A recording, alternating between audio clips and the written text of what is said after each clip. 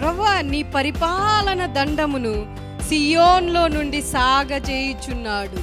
ఈ రోజు నుంచి మీ లైఫ్లో జరగవలసిన ప్రతి ఒక్క కార్యాన్ని దేవుడు సియోనులో నుంచి నీ ద్వారా జరిగించడానికి సిద్ధంగా ఉన్నాడు.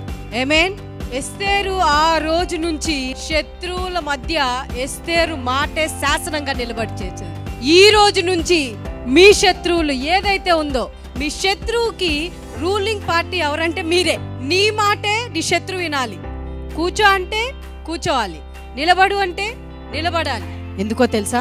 నువ్వు ఆయన కుడి పార్శ్వమున ఆనుకొని కూర్చున్నావు కాబట్టి ఆయన యొక్క ముఖ దర్శనము నీ మీద ప్రకాశింప చేయబడుతుంది. కాబట్టి ఆ యొక్క ప్రకాశింపబడిన ఆ కాంతి ద్వారా దేవుని యొక్క కార్యాలు మీ జీవితాల్లో మొదలవునుగాక. Amen. Your seasons are turning. ఈ రోజు నుంచి మీ కాలాల్ని దేవుడు మార్చేస్తున్నాడు.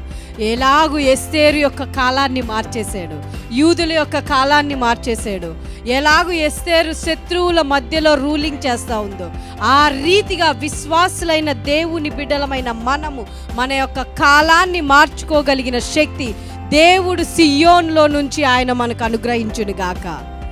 ఆమేన్.